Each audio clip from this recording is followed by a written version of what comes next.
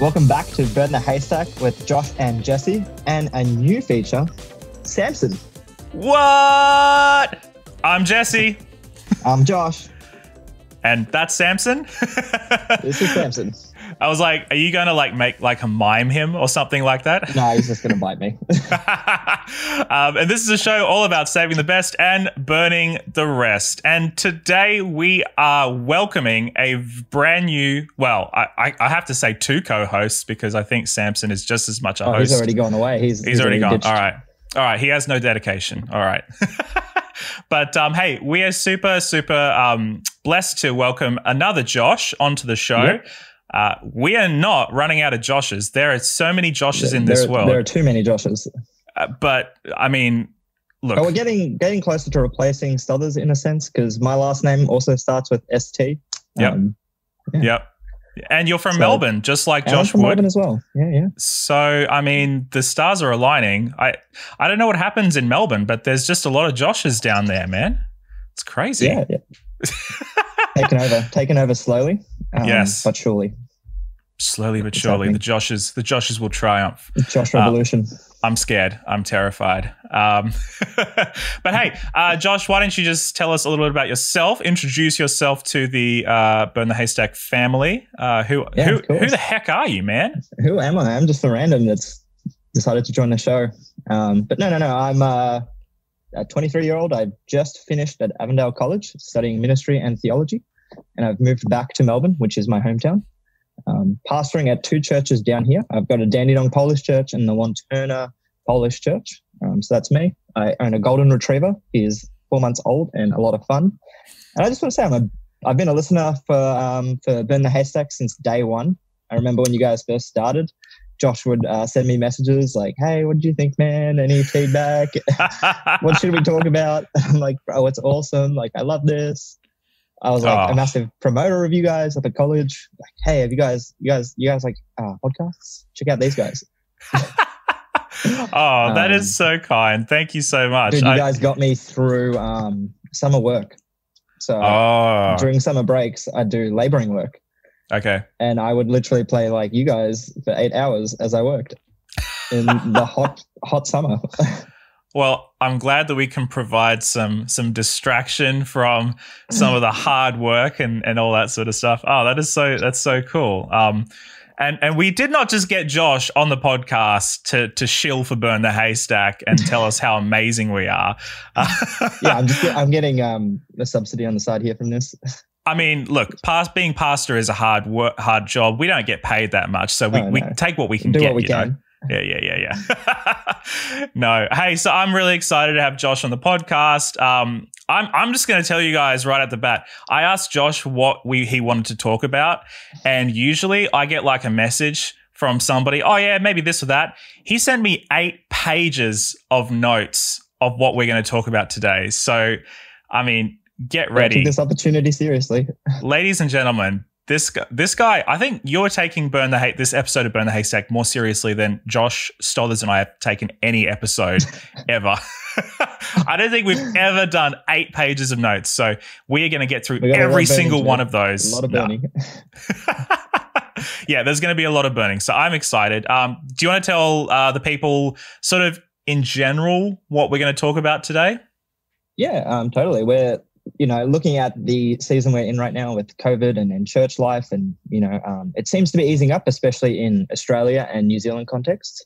But there's still a bit of awkwardness about what we're doing and how we can move forward as a church. So we just want to unpack some of that, what we can do moving forward. And I got some cool analogies and illustrations and articles that I've been reading through that I just want to talk about. Looking again at online church and what we can keep doing as a church community to, I guess, being and fulfilling our mission, and how we can go about that and what we can do as leaders. So good. Well, I'm super excited. But of course, before we get into the topic of the day, we have to do the most important part of the podcast, the question of the week. Woo! So, my question. So where was the? I know. I'm gonna do excitement. the question of the week. Question of the week. Oh man, Josh is gonna hate us hate me if I keep mocking him this much about question of the week. I love it. He is the hype guy. I gotta admit, he is the hype guy. So yeah, not having him around is gotta hype us some more, Josh. Yeah. All right. So the question of the week is, what would be your last meal? All right. So in the unlikely scenario that you were on death row for crimes against God and man, and you were given one final meal request, what would that final meal consist of? Hey, and you don't have to say tofu. It's okay. Haystack? No. Haystack. Gluten steaks. Gluten steaks. All right. Now that all the good Sevies have said amen, you can tell us what you really think. Dude, honestly, the first thing that came to my mind, KFC Zinger box. It seems pretty good. Dude, no, as soon as you said last meal, I'm like, KFC. Yep. There's something about it. Hey. Yeah. And like, you're just like salivating about it, but then you have like the most regret after eating it. Like, that's right. KFC has like the highest taste to regret ratio. That is so true. That is like, man, I remember days at college, like you walk into the cafe, you're like, yeah, I'm not having this meal. And all the boys just go to like KFC. Morissette KFC, man. Morissette KFC, so much money from college. All right. I know the boys, they were like, yeah, we'll go to KFC tonight. I'm like, no, boys, I'm trying to be healthy. And then, I've done my classes for the day. I'm like preparing a meal and they're like KFC. And I'm like looking at my meal and I'm like, yeah, KFC. I think I have rose tinted glasses about that KFC at Morissette. Like, I don't know. I've come to any other KFC that quite compares to the majesticness. It's just, there's nothing else. Yeah. And then if you were in a particular, but here's the thing, what you could do if you go to Avondale, or Avondale people will know this. If you go to KFC and you're like on the edge, you're just a little bit, I'm not sure if I want to do KFC, but I'm coming along with everybody else. There's always the option of Subway across the road. And you could feel a little bit better about your choices. I never went to Subway. Never. Not once. In my 4 years at college, not once did I go to Subway. Oh, I love it. Oh, that is so funny. I think that KFC is one of the smallest KFCs I've ever been to. It's so tiny, but it's so good. I just don't know. It does its thing. Yeah. What would your last meal be, Jesse? Okay, well, I'm going to have to go... I'm going to go fancy because I think that's kind of what I've become known for when it comes to food, being a little bit of a snob. So I'll go the snob route. And I'll say my last meal probably would be a boeuf bourguignon. Oh, bougie. Have you ever had boeuf bourguignon?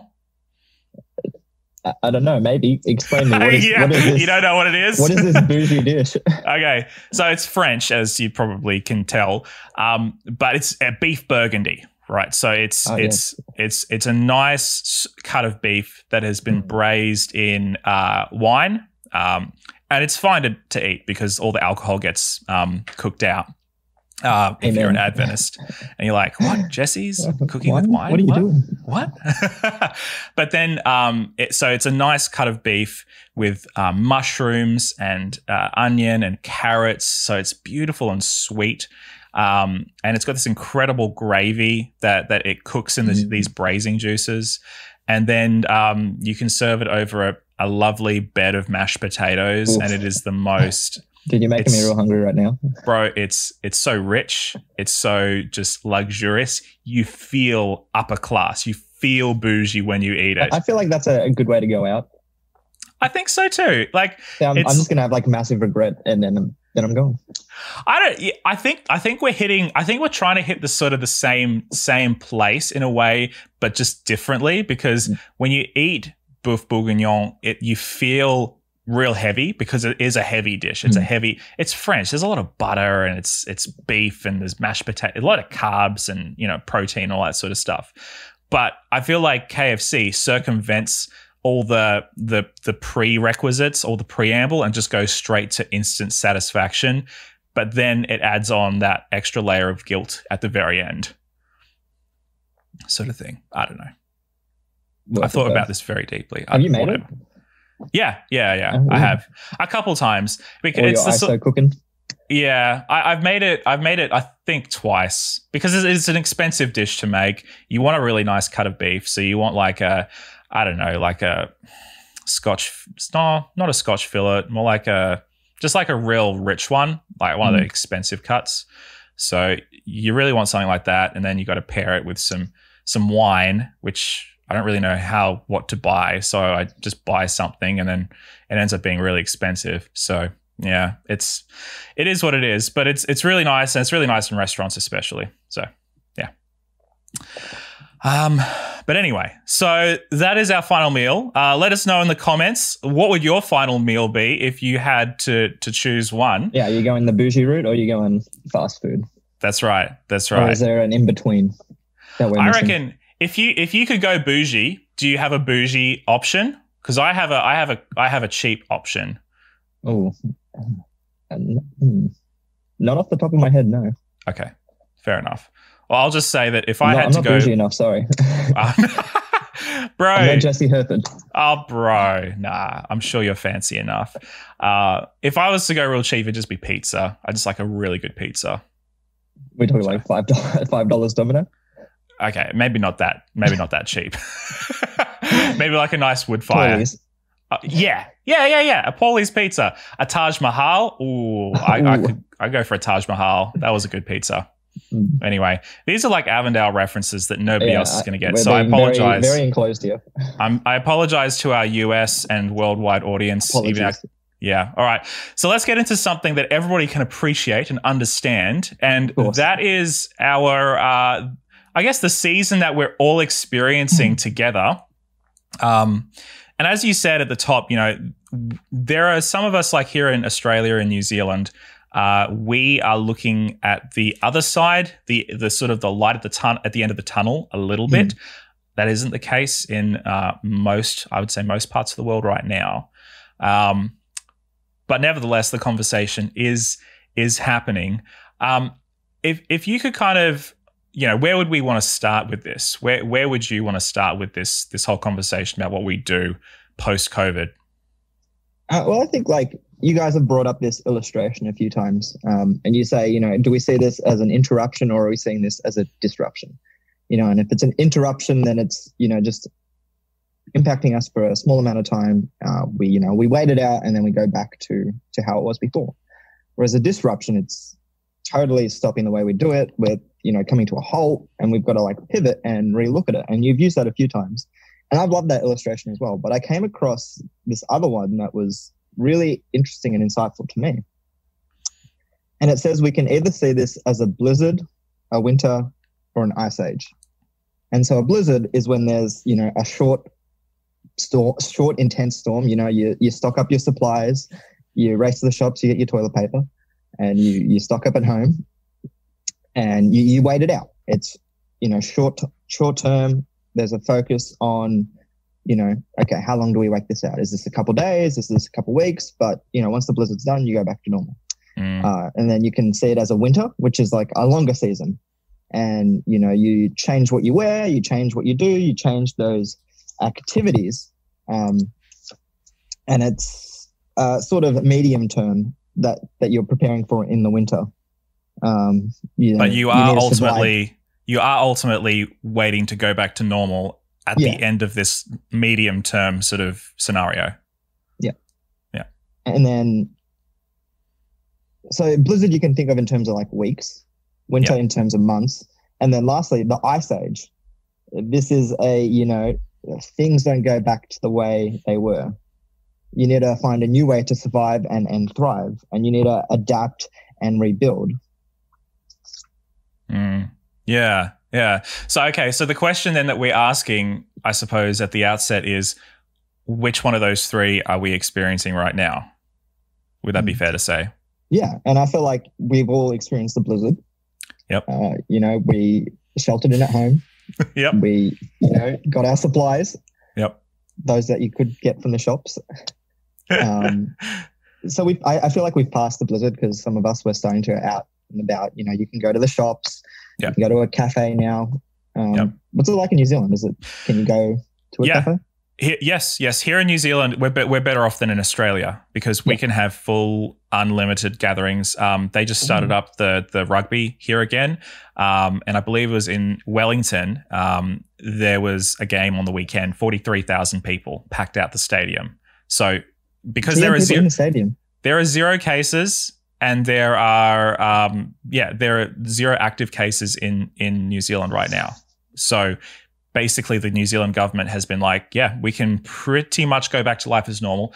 The only thing that is different is that obviously the government is still encouraging people to do social distancing at their own pace, personal hygiene.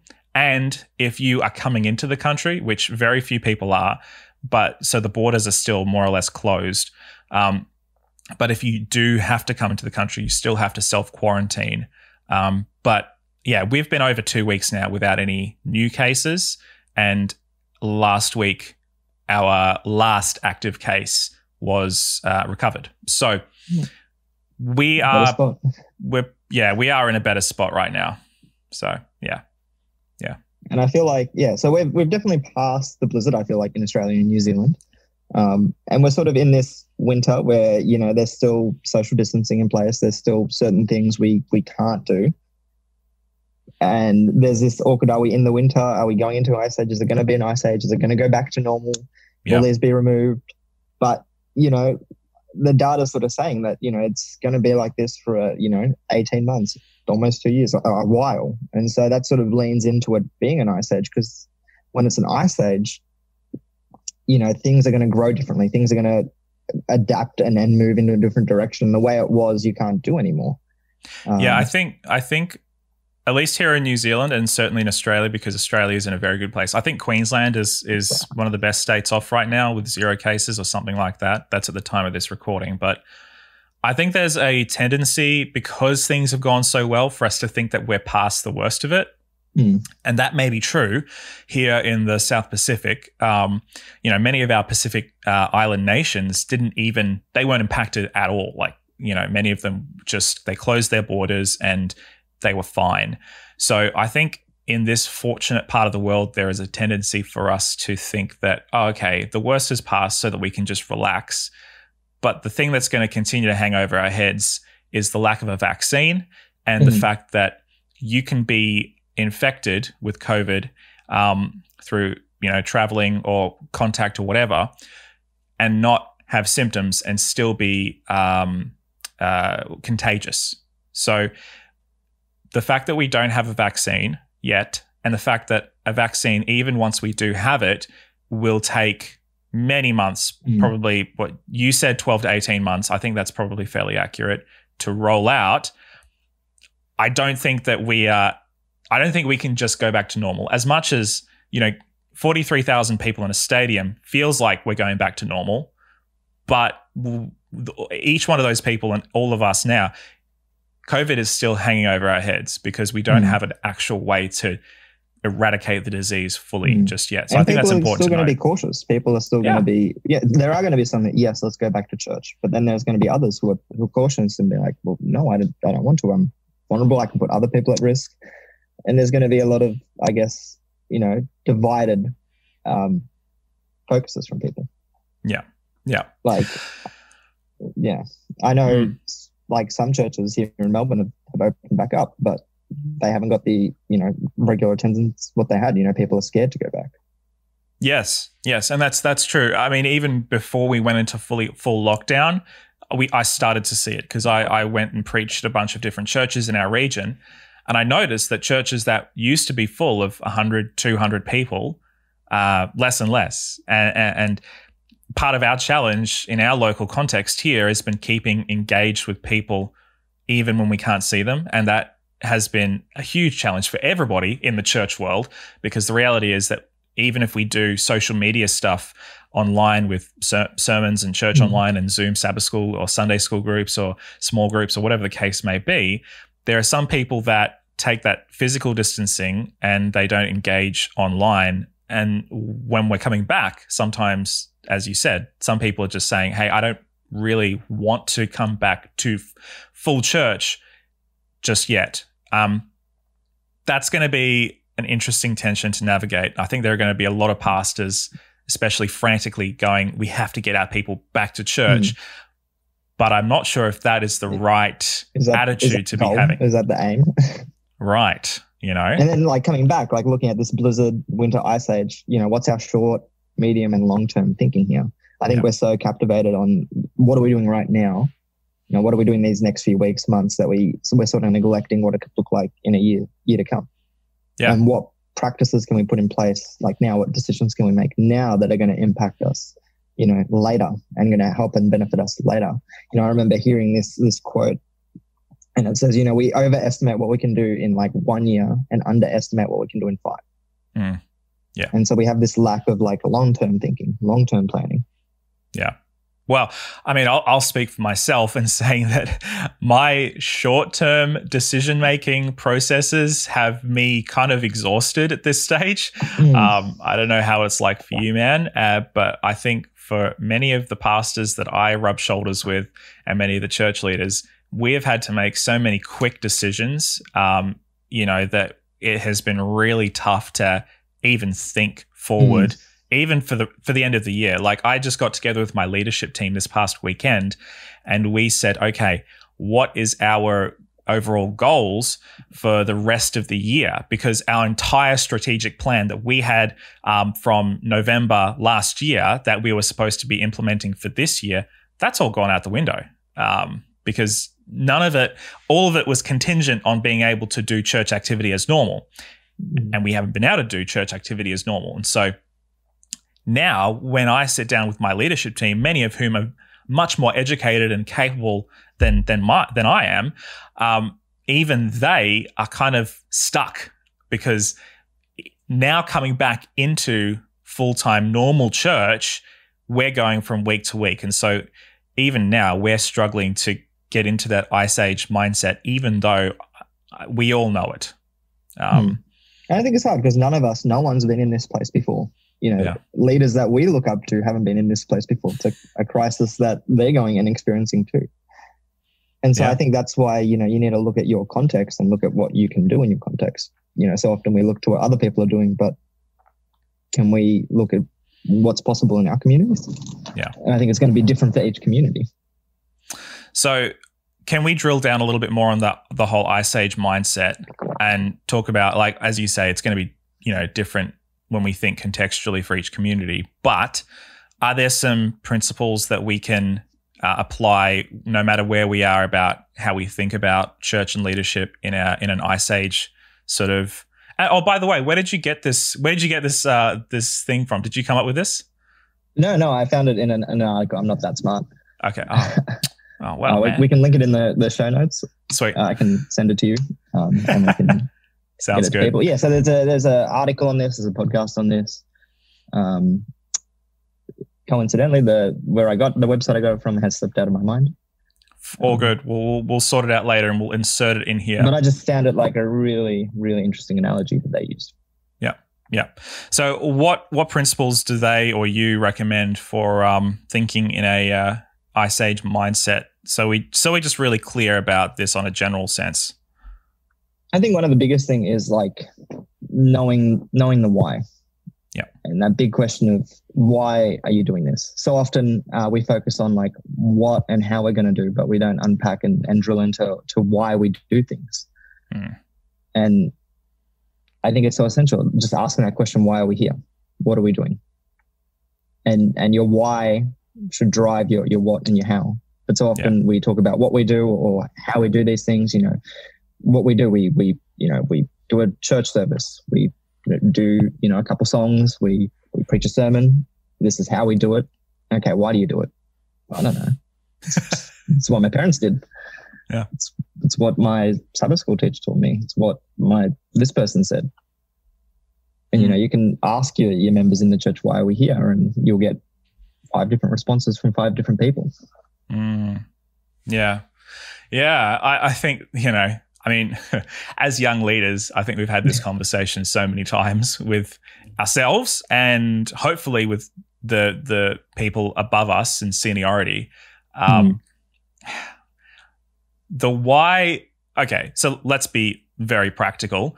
The why when it comes to the church, I guess, is evangelism, is spreading the gospel, building the kingdom. How would you define it? Reach people for Jesus. Yeah, real simply. It's not rocket science, right? It's not like some big complicated thing. So that's our why. That's a very simple why. You know, as Jesus said, "Come and follow me." So we invite other people to follow Jesus. Go therefore and make disciples. Exactly, right? Matthew 28. So that's the why. And you know, I find it very fascinating in the Gospels that, you know, in the Gospels, in the epistles, in the letters, there is no, apart from, you know, maybe the stuff that we see when Paul talks to the Corinthian church about how you are supposed to implement the why. Like there are some very broad principles and all that sort of stuff. But there's no sort of, okay, so you have to have 3 hymns and you have to have a sermon. It has to be at 11 o'clock. It has to be at 11 o'clock on a Saturday morning. You have to wear a suit. You have to be in this building speaking from this pulpit. And you sit in the same pew every week. No one takes your pew. Oh, and there has to be pews, remember. I don't even know. Do ancient peoples know what a pew was? Like, do they even know what that was? No cushions on the pew. Exactly. You have to stay awake the whole time. Actually, that may not be a bad idea because there are many people who fall asleep in church if the chairs are too comfortable. The wooden pews, let's go. Exactly. Yeah. Go back. Yeah, but we don't really see any of that in scripture. And like, you know, we're never given like how to do church. We're given a way to be church. Yeah. Yes. We're not given a method of how to do church, but we're given a way to do church. Say again. Way to be church. A way to be church. Yeah. That's quotable, man. I like that. Tweet that. That's a tweetable. If this was a Carey Newhoff podcast, you could actually copy and paste that. Yeah, we'll have it on our the Burn the Haystack blog. Yes. I love it. Yeah. So I think that's so true.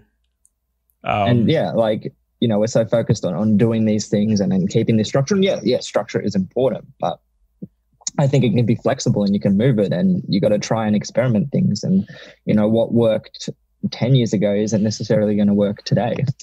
Yet we're keeping things from hundreds of years ago. So true. And I think of this quote, I think Socrates said it. He said, you know, an unexamined life is not worth living.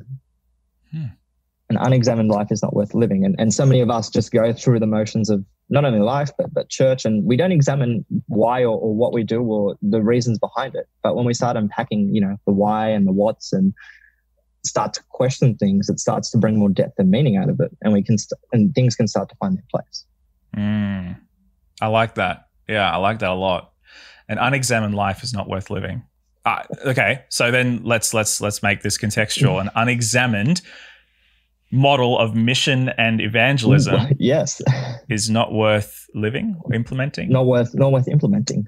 You know, I mean, look, we could very easily get into a discussion about holy cows and, you know, very all easily. That. You know, and like go on. Jump into 20 rabbit holes. Absolutely, we could. We absolutely could. But I think maybe what would be more helpful, and I loved how you talked about, you know, what's your why? You know, it's such a Simon Sinek thing to say, and that's so powerful. We know our why. You know, even the most uninformed Christian knows their why because it's not that complicated, and we've already talked about that. Do we make it too complicated? Well, maybe that's the thing. Maybe that's the thing. Do we? I don't know. We put so many layers into church and got so many hoops you have to jump through. Yeah. Are we overcomplicating it too much? I remember, like, just coming back to it, like the first week we sort of went into lockdown and we couldn't do church anymore, and we made it like, oh, what are we going to do? And luckily our church was set up with cameras because we've been streaming for quite some time. And so we had it set up, and we just made it really, really, really simple. We just had a hello and a welcome. We had someone playing piano, not even singing, just playing piano, and the lyrics like came up on the screen, and so you could sing at home or just listen along, whatever you wanted to do. And then we just had a message, and that was it. Yeah. And I remember one of the guy who did the welcoming with us, he was like, wow, that was church, and that's what church can be. Like, that was so simple and raw and amazing. Like, I loved it. Like, can we do more of this? Yeah. And it's like, have we piled too much onto this church service? So, I mean, one of the conversations that I've often had with people is the whole idea of, do we need to come together every week and do the whole thing, the whole production, for lack of a better term, right? Is that necessary? Because, I mean, look, as a non-pastor, most people probably don't think about this that much, but when you are a pastor in a local church, the thing that you think about, the thing that I think about a lot more than many other things, possibly things that are more important, is rosters and teams and volunteers. Like, that's always... dude, when someone pulls out last minute. It is the worst. It is a nightmare. And you're scrambling to find a replacement. Pastor, and then you can do it. And then half the time you do it. Yes, that is because you're the guy who's paid to do it. So therefore, and you know, as pastors, of course, we are pastors because we are worship leaders, we are prayer warriors, we are preachers, we are greeters, we're kids ministry leaders. We can do it all because I'm being very sarcastic, but you know, the reality is that's cleaning. Yeah, exactly. So all of the above, the tech team, everything. Pastor, say grace. Oh my goodness! You can pray too.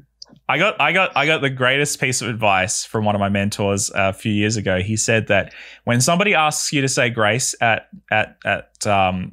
potluck or whatever, or even just a prayer, make it short, snappy, and simple.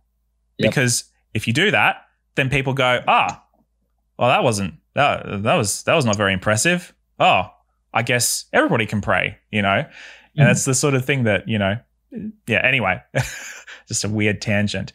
But yeah, I think we've opened up this Pandora's box of all the things that are possible to do and still be able to call it church.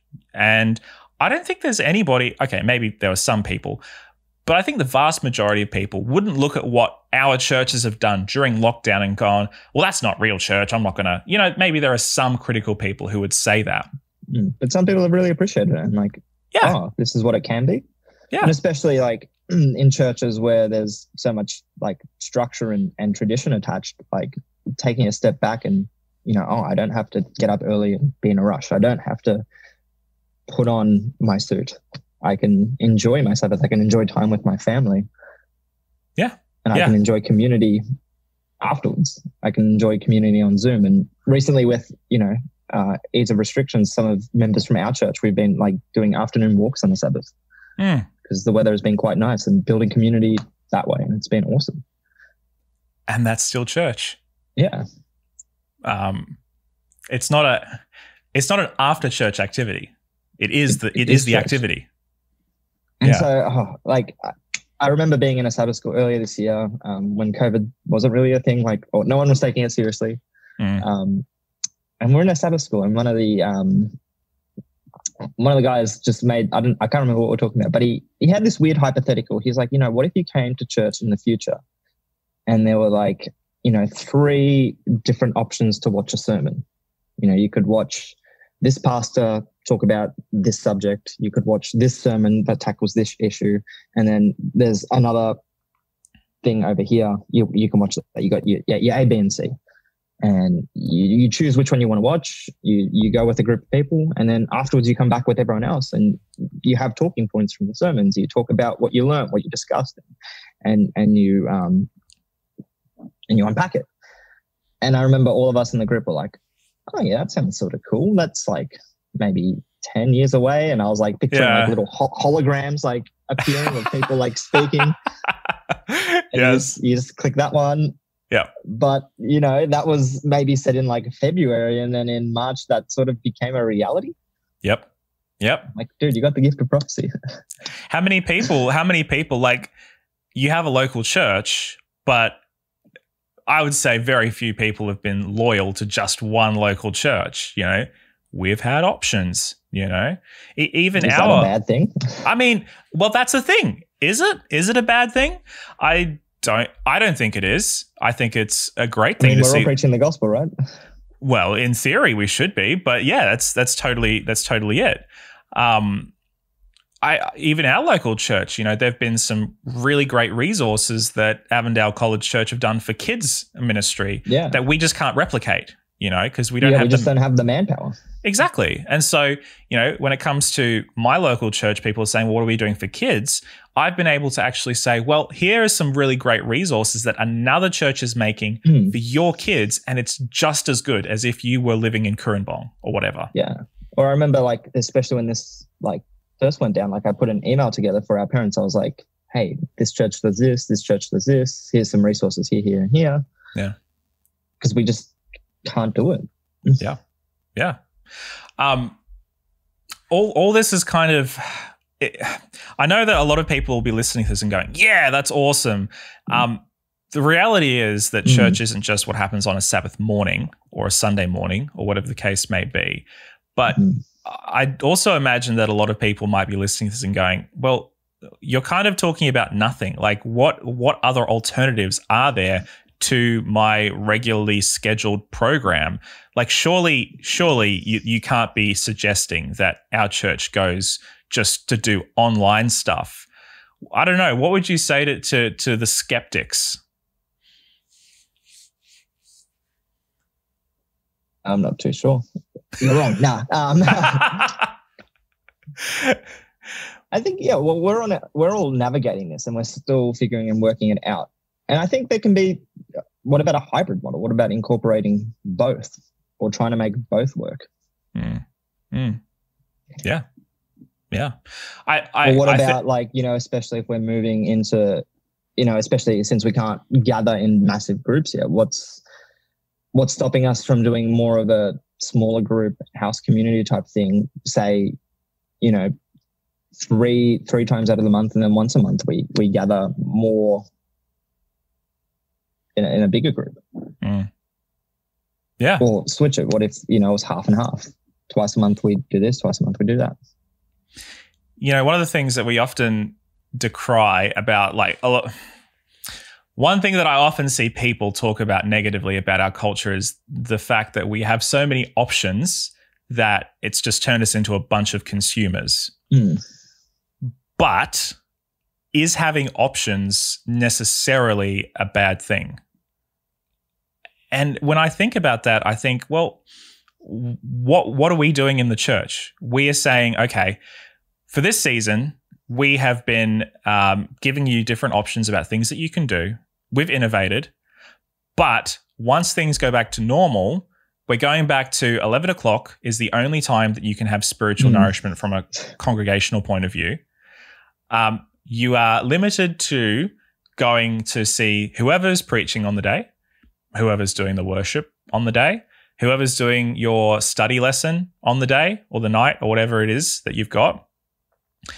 But what I'm hearing is that maybe giving people options might be more effective for maybe attracting people who didn't have interest before, or, you know, new inroads. In a sense, we're confining what Adventism looks like, or what the gospel is. And, you know, this is it. This is all there is. But people have preferences. People have, you know, things they're more drawn towards. You know, I remember I had it explained to me once. This is an older guy. This is like a guy in his 70s talking about church. And he's like, you know, look at a car park lot. Do you see all the same car there? No, you see different cars. You see utes, you see small cars, you see big cars, you see fast cars. Because you see red cars, you see blue cars, you see white cars, you see green cars. People have preferences. People have tastes. People have things they're more drawn to and attracted towards. And, you know, with church, all we're going is, no, here's a red car, and this is all it is. This is all there is to Adventism. Yeah.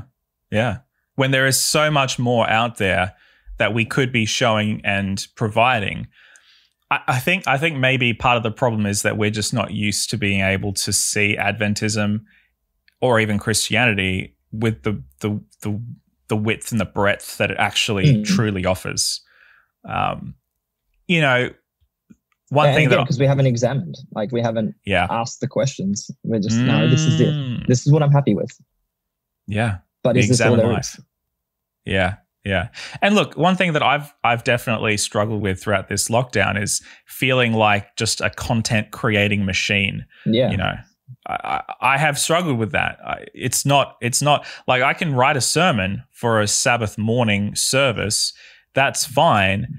But then on top of that, having to film it, having to edit it down, having to do the sound correction, the color correction, and not everybody is doing the same level of editing that I do. That's fine. But most people, most pastors, we still have to film and we still have to do some sort of little editing, whether it's in Movie Maker or GarageBand or whatever. We're just not used to this. But when I look at the people who are like killing it online, most of them is not the pastors. You know, it's the people. There's a whole team. There's a whole team, you know, and it's the people who started YouTube channels because they were passionate about whatever content, whatever topic, whatever, you know, issues that they talk about on their channel. So in some ways, maybe there's a shift from like the pastoral role. I know this is going into territory that we didn't even think about, but my mind is unraveling, Josh. More notes, 10 pages of notes. More notes, quick, type them down. All right, I'm going. But maybe we need to start thinking more in terms of the content creators versus the pastoral care people, because for many years, the pastor has been the one-stop shop for everything. But maybe in this new era, we need to start rethinking about, well, am I a content creating type person? And we already have the public evangelists and the people who go around the world speaking at different events. That's a paradigm we understand. But then when it comes to the pastoral care aspect, I think that maybe online gives us an opportunity to see pastoral care move outside of the realm, this little bubble of you and me as the pastor, and go into the hands of people who are participating alongside our ministries, not necessarily just the people who have been paid to do the job. And you use the word passion in there. Yes. And I think that's the key thing. Like, find what people are passionate about, bring them into that. Yeah. And, you know, passion will drive it because people are wanting to do it. They're driven by it. They have meaning and purpose behind it. Yeah. And now we, you know, as you know, church isn't as structured anymore. You sort of got the freedom to find avenues in which you can be passionate about those little things, those different things, you know, creating content. The other thing as well, you know, especially when I think about we can't help but think of our own personal context when we think through these things. Yeah. But I think about my personal context, and I have a church. I'm pastoring a church that has no building, so we meet in a school hall. We don't have the security and the stability of owning our own building, as most churches do. But we also don't have the pressure of maintenance, insurance, all that sort of stuff. And I can't help but think that maybe we could give more of a chance for church planters if we started to see the legitimacy in not having to have these huge overheads that you would like. Okay, when you think of planting a church, you can start in the living room, but at some point people expect you to move into a building and start paying rent, and then eventually, you know, paying a mortgage, right? So maybe when we think of the future of church planting and discipleship, this is like the next step in the future, the next evolution, if you will. I don't know. What do you think about that?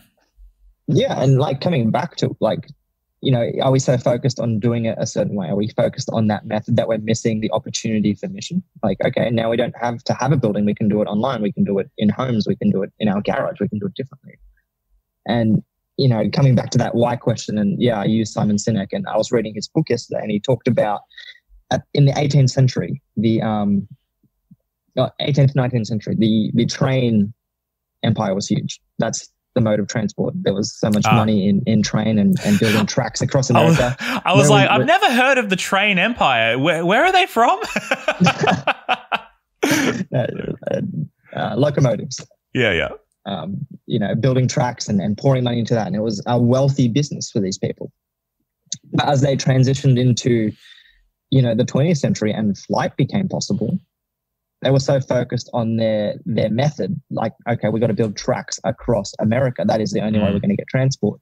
But then flight became possible, and flight made it easier to get to places and quicker to get to places, that the train business became irrelevant in a sense. People didn't want to travel by train anymore. People wanted to travel by flight. It was easier. It soon became cheaper and quicker. Yeah. And if they had focused on being transportation, why we exist to transport people across the country, then they could have shifted and focused on that.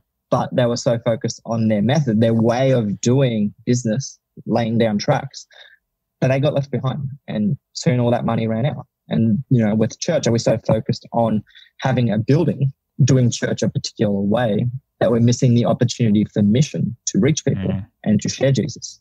Because I think now it's a lot easier. It's still hard, but it's easier to share and connect with people. You can find a really good message online, some content that's been created, and share it. Send it to a friend that could really use it. Yeah. And I think it goes back to what we were saying at the beginning, and I think I'm very convinced that we are going to be impacted, we as a society, whether you live in, Bangladesh or Bolivia. I think we as a society post-COVID, we're going to be a lot more cautious around being around strangers, especially until we have a vaccine. I think it's going to take us a while even post that to get over this. When I walk down the street, people still give me a wide berth, and I still give people a wide berth. That whole 2 meter rule.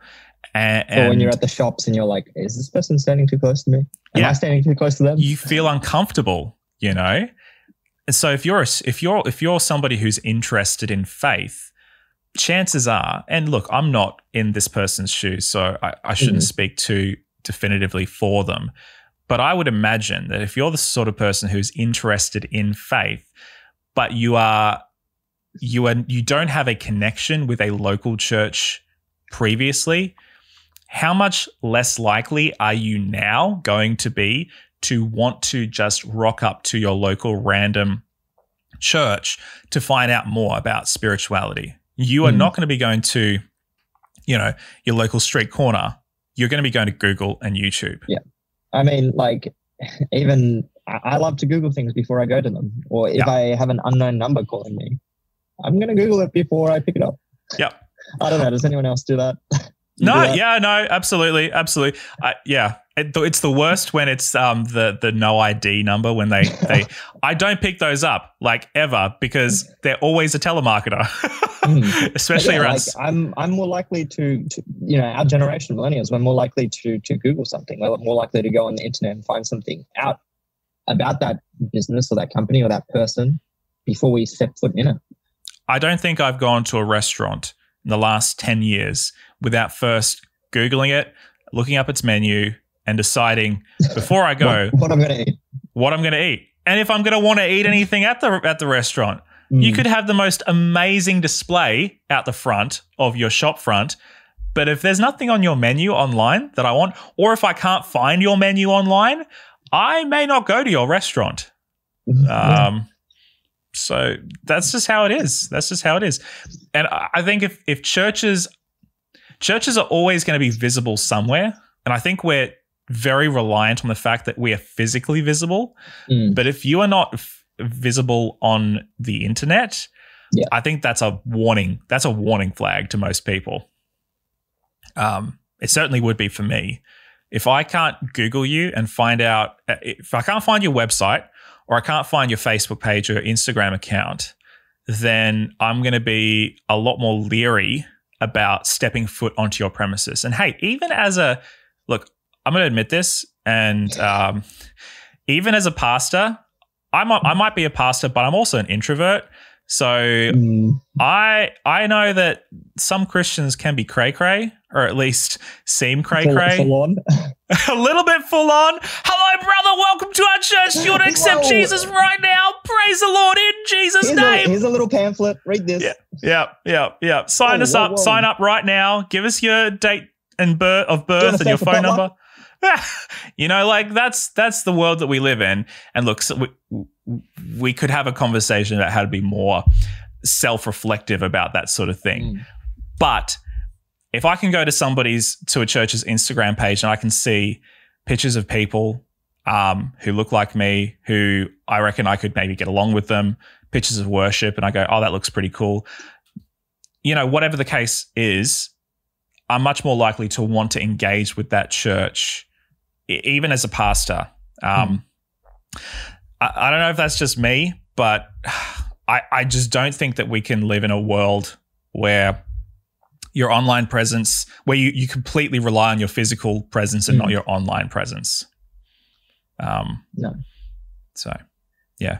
And not only that, like, you know, you talked about being visible online, but I think, you know, church's community as people, we need to be visibly different to other people so people ask questions as well.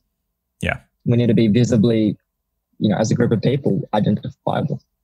You know, it's not just the fact that we go to a building on a Saturday or a Sunday that makes us different. It's the fact that we're trying to emulate and live like Jesus that makes us different. Yeah. And people can see that online and offline. Yeah. You shared a really great example of this paradigm shift to me in the form of Alpha, the discipleship course. Alpha, yes. The discipleship course that has really taken the world by storm, and it seems in the last couple of months has actually like gone completely off its case with its reach and its effectiveness. Do you just want to share with us sort of what that is and all that sort of thing?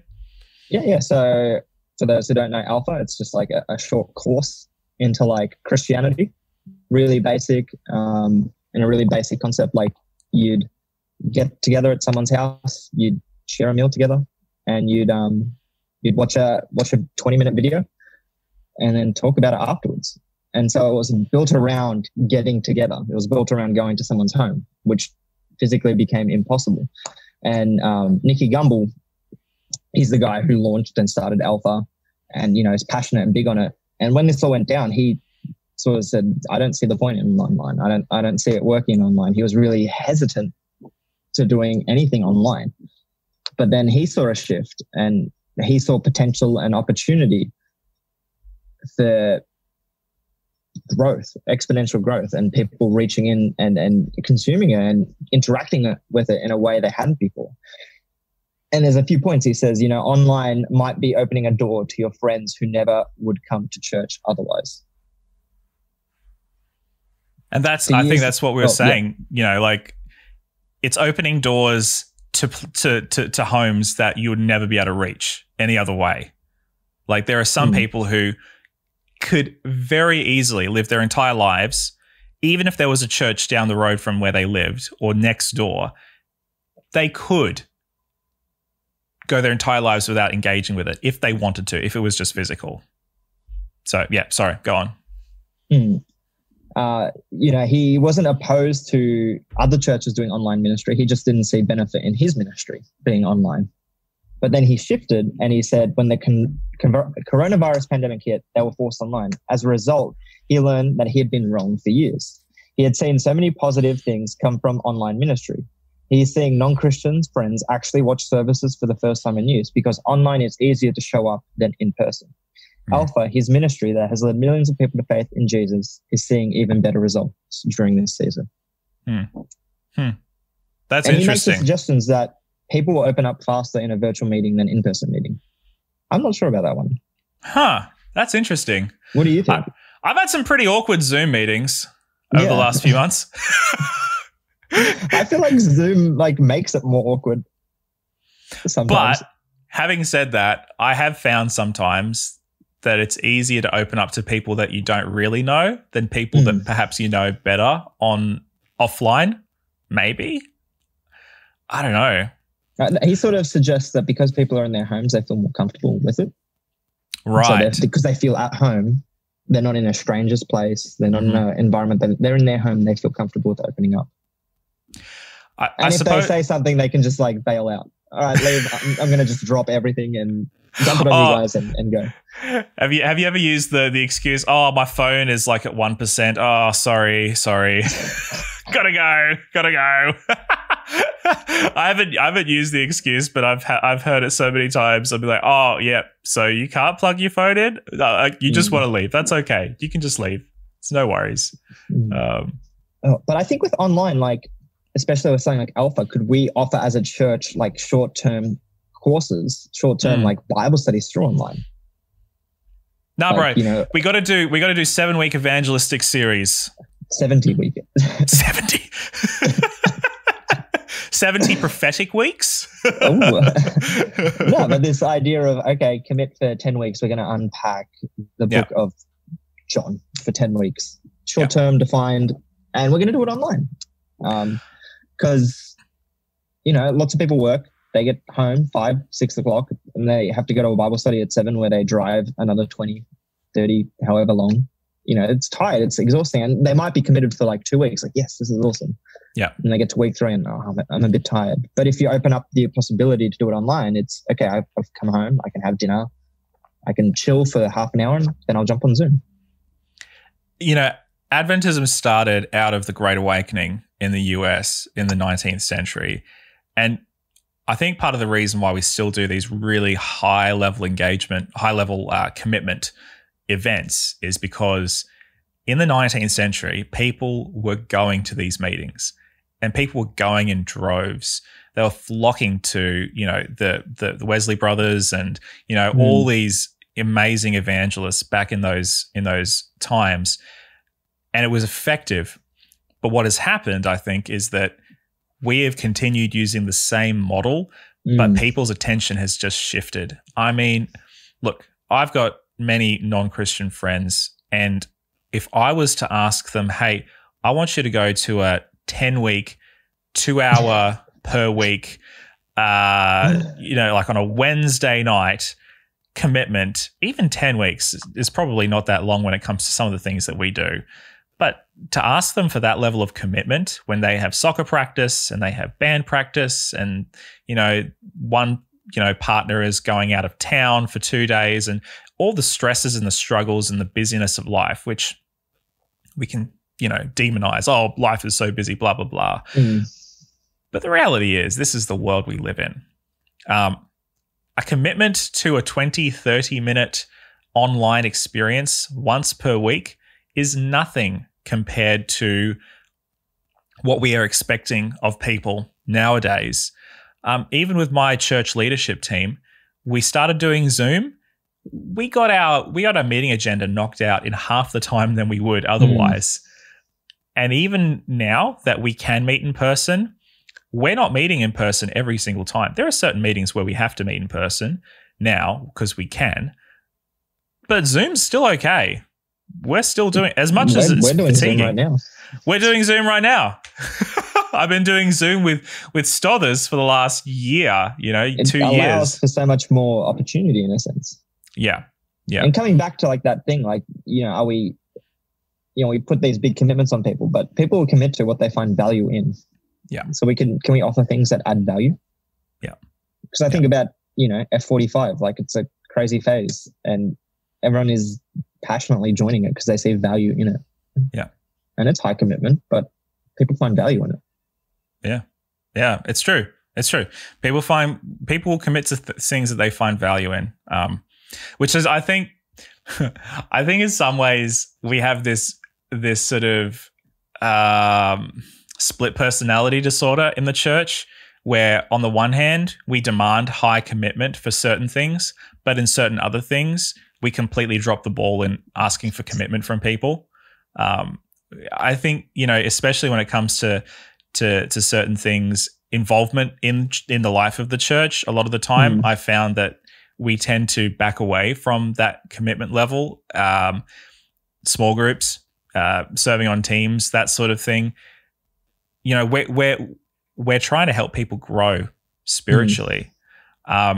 So why would we expect somebody to come to a 10-week prophecy seminar and then when they become a member of our church or get baptized, shy away from asking them to serve on a team at a high capacity or commit to a small group? These are all ideals that everybody would love to have, but I just think that we have this weird split personality disorder where we demand a high level of commitment on one level, and then on another level, I think we just completely drop the ball. How can we shift that?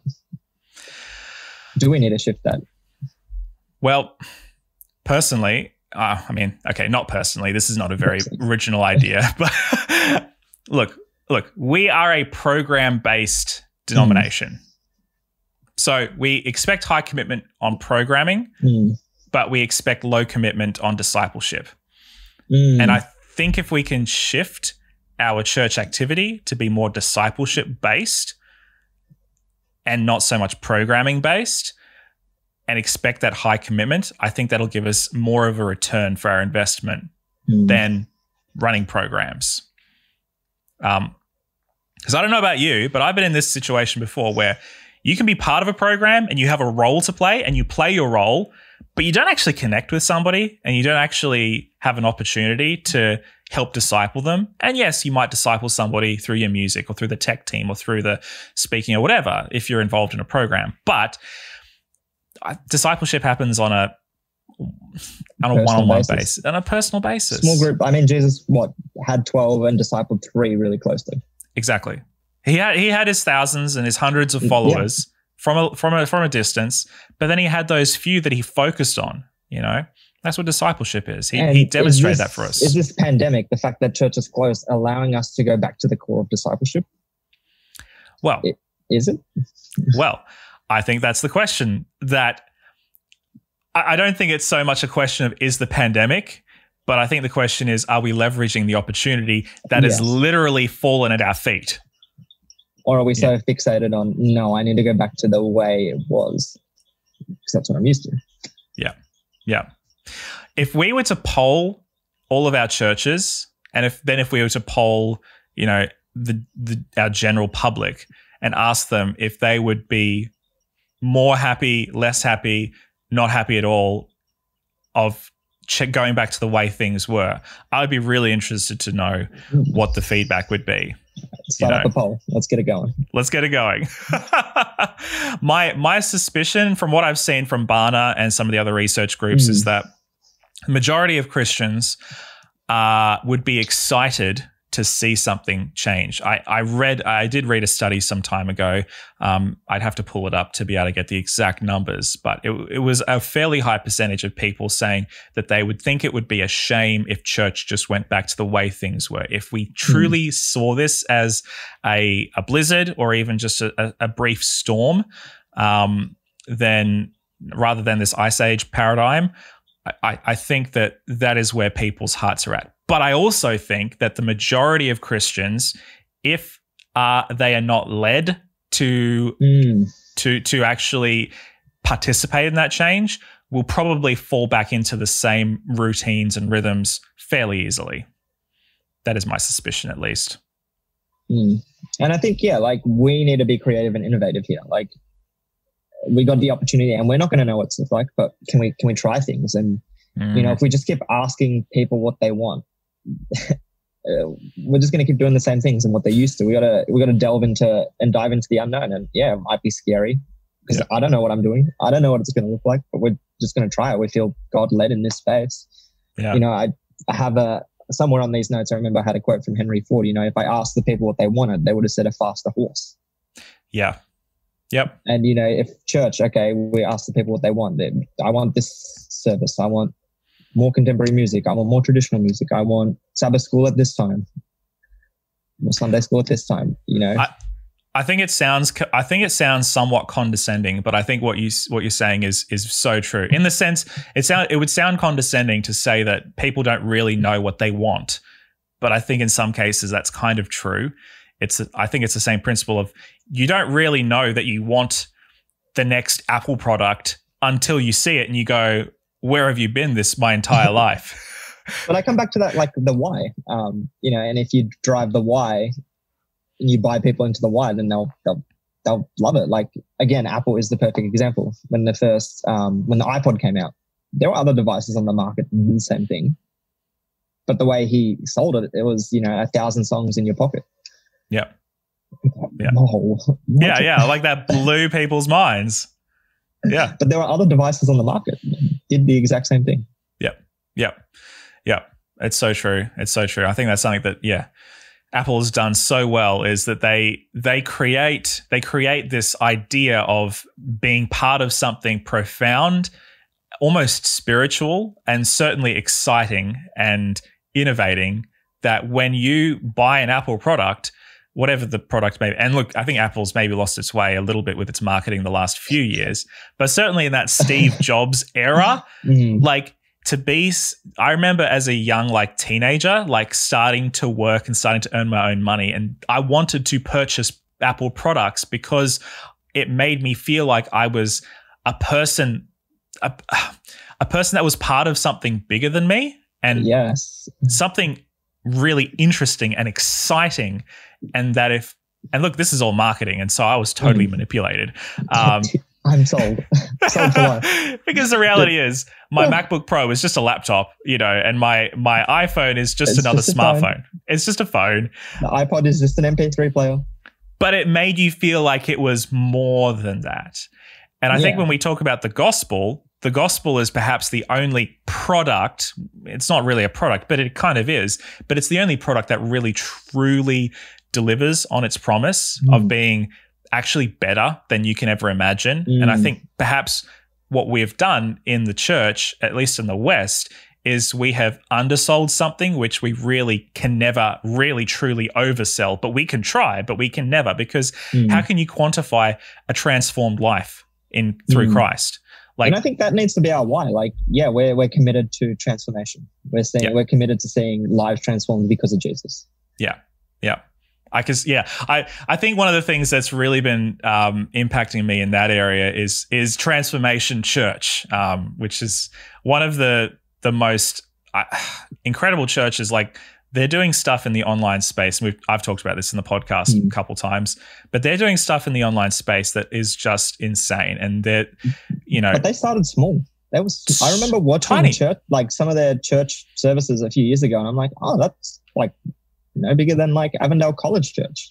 Yeah, absolutely. And it was a struggling church for many years. Like, with the previous pastor, he got it to a certain size.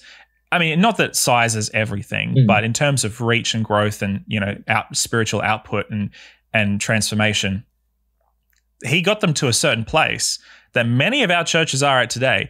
The reality is, they have not taken that long to get to where they are today. It's actually, I'm so jealous. I'll be honest. Like, their output and what they've been able to do with a small humble beginnings is pretty insane. So kudos to them. God is definitely blessing them. And I think that's probably what it comes down to is, yes, they've got a really killer marketing team, and yes, they've got some really killer graphics, but really at the end of the day, all that stuff is fluff. The reason that they're growing and the reason that they're actually making the impact that they are today is because they have been faithful to their mission. They've been faithful to that why. And they're just looking for different ways in which to achieve that mission. And God is blessing that. Yeah. You talked to me before we got into this about another book that you were reading. Both Josh Douglas and Josh Wood have both mentioned this book before on the podcast. A third Josh is mentioning this book. Everyone go and buy it. I'm pretty sure of the people that have mentioned this book, you're the only person that's actually read it or something. I've read it from start to finish. I've read the whole thing.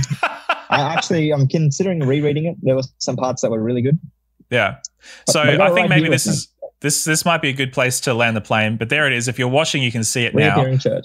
Reappearing Church by Mark Sayers, a fellow Melburnian. Fellow Melbourne. Yeah. Is that how you say it? Melbourneite? Yeah, Melburnian? Coffee snob or coffee snob. Look at me. All right. Tell us about the book and help us to understand how it fits into this conversation. Yeah. So the main premise of the book, he talks a lot about like renewal and revival. And he defines those terms as such. So renewal is the refreshment, release, and advancements that individuals, groups, churches, and cultures experience when they're realigned with God's presence. Or you can define it as the resumption of our God-given purpose to partner with God fully, participating in his plan to flood the world with his presence. So that's renewal. So coming back into alignment with what God is wanting to do in this world.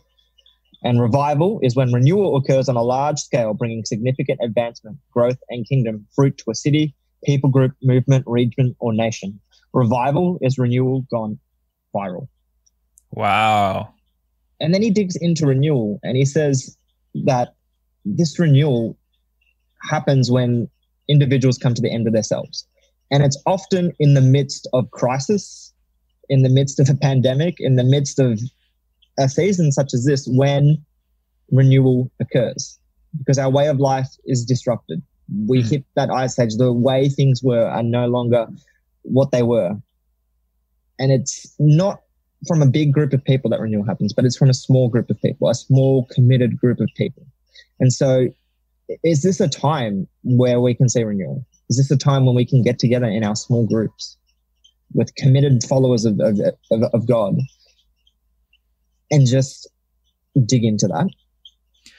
I definitely think, Mark's, I've been following his work with the Rebuilders podcast and some of the other stuff that he's been involved with, but he's been saying some pretty startling things. One of the things that really jumped out to me was he was talking a while ago about how the rate of religiosity or spiritualism or spirituality is actually increasing throughout this crisis time, that more and more people are actually starting to reach out. Prayer, like prayer was on a massive spike increase on Google. People, what is prayer? How do I pray? I think there's something that happens when you are stuck at home and you have all the distractions and all the toys at your fingertips that you have in your home. Some people have more than others, and that's fine. But I think there comes a point where all the entertainment, all the Netflix, all the baking and all the other stuff, like there comes a point where you start to go, actually, what's really truly important to me? I've been filling my life. I've been filling my hours because I've got nothing else to do with all this stuff. But there has to be something more. Maybe it's time for me to start digging into some of this stuff that I've been distracting myself from, that I've been pushing down. Things like spirituality. What is prayer? Who is God? What's this whole thing all about? Yeah. Is there more to life? Is there more to life? Is there something bigger than just me and this? And in a sense, like we've lost our control as well. Yes. We realized we weren't in control and that we didn't have it all together. And okay, my way of life is disrupted. I have big questions now. Yeah. Yeah. Incredible. And he says, like, almost always renewal will occur in hidden places of obscurity, in a period of isolation in which deep roots are grown for influence that is to come and resilience and presence built for resulting change. Wow. And so right now, are we being led into a hidden place where God can work? We're being forced back into our homes and, in a sense, small groups. And in that time, can we reach out? Is this a desert? Is this a wilderness period for us where we can turn our eyes on God and fixate on him and not our way of doing things? Especially not only in secular life, but in church life. Like, just because we like it, does that mean God likes it? And I think in many ways, being, we had this discussion on the church being such a programs-based sort of experience. The fact that programs are now at a bare minimum means that we now have more time to self-reflect on our own motivations. Have we just been distracting ourselves? Have we been so busy with the active church that we haven't been able to be the church? It goes back to what you were saying at the very beginning about being church. There are a few examples I think he uses about renewal and revival that have happened throughout history. Are there some examples that you would chuck out to us about if this was to happen again today, what did it look like back then? So he uses illustrations all throughout the book, but a big one that he always comes back to is like the 18th century with John Wesley. He's a big John Wesley fan if you read the book. But that was a massive time of cultural shift in England because they had the Industrial Revolution. People were moving to the city. The way of life was totally different. People could afford more and more. The way of living was changing, and groups, I guess, prior to that, they were very, it was a very religious society. But at the turn of the Industrial Revolution, they stopped becoming as religious. People were becoming more and more secular. People were, delving into other avenues. Drinking was on the increase. Crime was on the increase. There was, church was on the decrease. But it was during this time where John Wesley really committed to small groups and really committed to seeking God's presence. And it was, through this that revival began to spread across England through John Wesley, through these small groups of people that spread and influenced England, and then in turn influenced the Great Awakening in America. And it was a disrupt in the way life was done. Or going back even further, after the Roman Empire fell, he talks about the Celtics, the Celtics. How do you pronounce it? I think I say Celt. Yeah, I think I'd say Celt. Celtic. Is the basketball team the Celtics? Is that how? Yeah. Yeah. So that's where the confusion comes in. So after the Rome fell, there was a bit of unease, uncertainty. Christianity, how was it going to spread? And there was this group of Celtic people who took the gospel beyond the Roman Empire. They went beyond the Alps, and they went into places that it hadn't been before. But it was from the fall of Rome, from this collapse in the empire, that led this group to go out. Yeah. Or he uses this German town, Gula. I don't know how to. I'm not even going to try pronounce. I'm like already struggling here. But in 1682, 2/3 of the town died due to a disease. Yeah. And there was this guy called August Hermann Frank, and he was religious, but he wasn't really committed to it. But this sparked something in him, and he started small groups, praying, seeking God. And from that, it transformed the town. He brought people in. He started providing and meeting their needs. He started providing, food and education and just helping the ill. And it sparked transformation and renewal in this town that went on to then influence, this is 1682, it then went on to reflect and influence more of the German Empire. Wow. Yeah. And it's often from the crisis. It's often from when, things seem to be falling apart that renewal occurs. Yeah. What if this is a moment God wants to use? Yeah. What if God is trying to grab our attention here? Because the nature of, I guess, the kingdom. Wait. One crazy thing is this book's published in 2019. Okay. And on page 31, he asked the question, what would happen if a global pandemic flew here? Wow. He said it's going to disrupt our way of life and cause us to question. This is published last year. That's prophetic, man. That is like that's potentially truly, like, in the literal sense of the words, prophetic. He was calling it out in a sense. And he said, our way of life, this Western way of thinking, this secularism is going to come to an end. It's going to be questioned. Well, I guess if you think about it, what are the few things that could actually cause us to question everything? Be another world war, perhaps an energy crisis, and a global pandemic. Market crash. Right.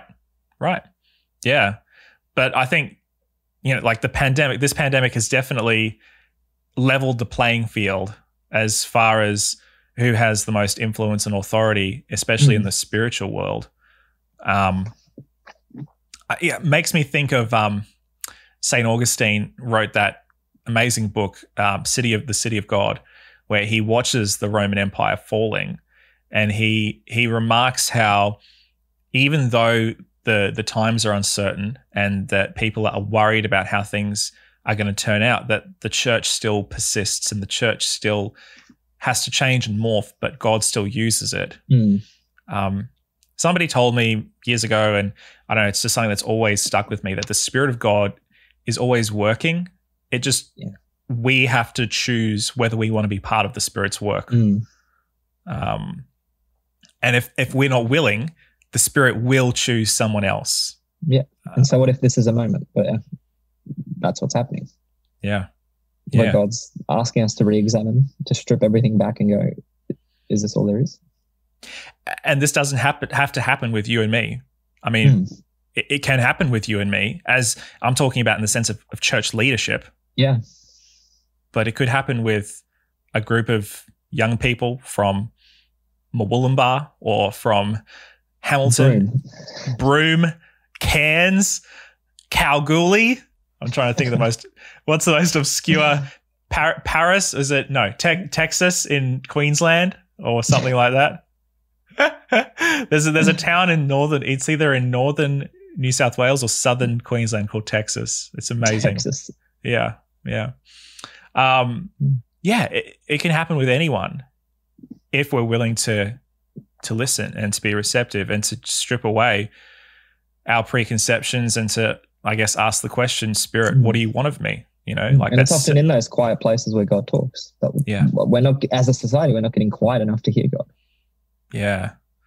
Maybe God is using this pandemic to quieten us down, to bring us into that secret place, as you said. And one of my, just closing with an illustration I really love that he used in here, this idea of fermentation. And so fermentation is a process, where food breaks down. Like you think of a cucumber turning into a pickle. You put it into water, you add a bit of salt, and then over time, a transformation occurs. And I just want to read what he wrote here. He said, "When we patiently wait, contending for God to move, our efforts are not in vain. The longer we patiently and faithfully contend, a process akin to fermentation takes place. Just think of the cucumber that turns into a pickle. The cucumber undergoes a process of being set aside, hidden away in the dark, immersed in salt. It is broken down, yet it does not spoil. Instead, this process releases healthy bacteria, the kind of which scientists have discovered is essential for the health of our guts and our entire systems. The method of breaking down transforms the cucumber, releasing something in it powerfully healing, useful for releasing health into our system. The longer the cucumber is set apart in the process of being broken down, the more powerful the fermentation.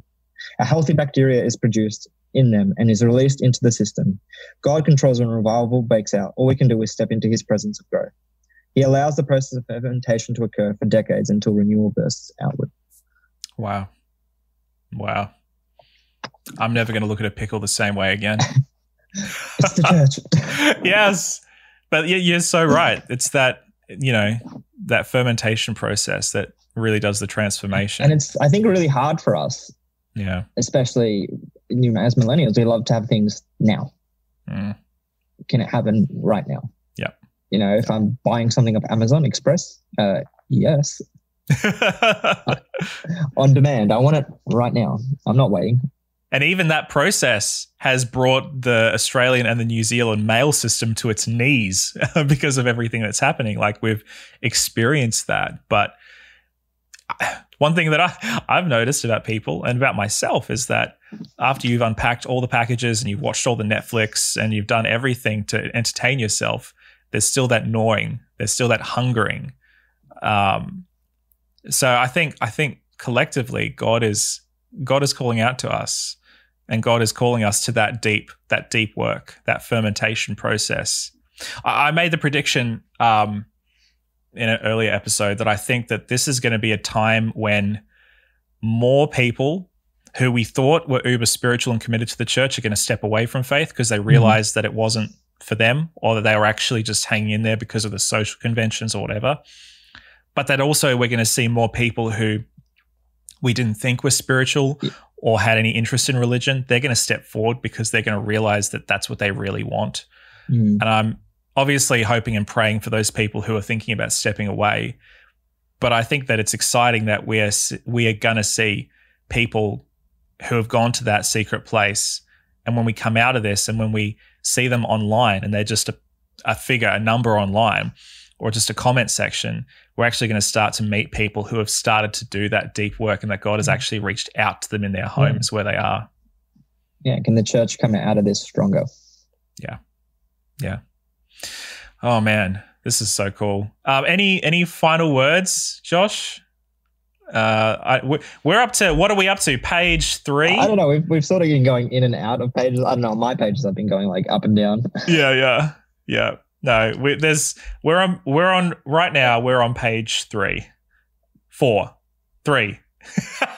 So we have more to go. I sat down on Friday and wrote a lot of random thoughts. Yeah. Good thoughts. Some of them, they're not even like in sync. It was just like how my mind was like working on the day. If anybody would like to know how Josh's mind works, just ask him to send you his notes, and you'll be impressed and you'll be overwhelmed all at the same time. Where is this going? What is happening? Hey man, I've so appreciated this chat. This has been really cool.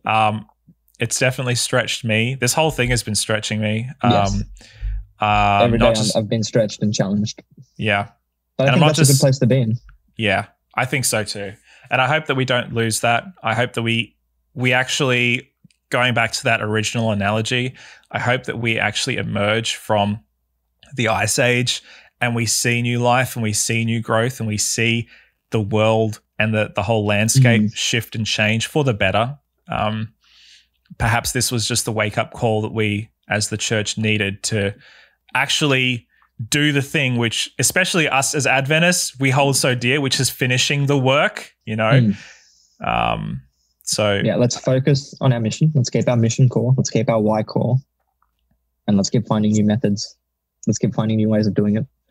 I love it. And right now we're experiencing new ways, but is this all there is? Is there more? Are we content with just this, or are we going to keep going? Yeah. Oh, so good.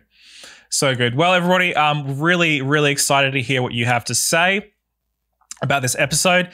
If you have questions, comments, thoughts, anything at all, shoot it our way. You can find us at burnthehaystack.org. You can find everything there, from our social media accounts to an email contact form to send us an email.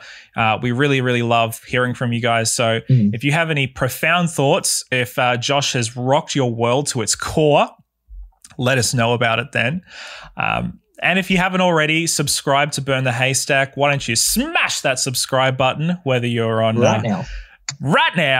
Give us a like. Can we get to 1 million likes? Give us some love. Yeah, we need 1 million it. likes, and Jesse's going to do a reveal. Yeah, I'm going to do a face reveal. I've already gone past that. I don't know what else. I'm thinking of like the old YouTubers who just have their voice. We're going to do a face reveal at 1 million subscribers. I'm like, let's keep it going. I think I've given everything away now, so there's no mystery. But oh well. Do a dare. Oh yeah. Do a dare for charity. Dare challenge when it gets to 1 million. Yeah. So subscribe if you haven't already, and if you could leave a rating and a review on your podcatching app that you use, that would be much appreciated. Apart from that, guys, this is our second to last episode for season 3. So next week you have another Josh, don't you? We have another Josh for next week, but we're not just going to have a Josh. We're going to also maybe have a special surprise guest. Ooh. So that's going to be pretty spicy for our season finale. I tried to have a special guest on, but he's conked out and gone to sleep. That poor fella. Can you give us like one, for those of us on YouTube, are you able to move your computer so we can see Sampson one last time? He's a right idea. Oh, look at him. He's so cute. You must have worked him really hard in your walk earlier this morning. I took him on a massive walk. I love it. This is our second to last episode. We are finishing season 3 next week. So we are going to be going on a month break. Then we'll be back in August for season 4. What am I going to listen to now? I know. It's terrible. You might have to find other podcasts to listen to. So bear that in mind, guys, and we'll see you for our season finale next week. Josh, could you do the honors, please? That is Josh and Jesse out.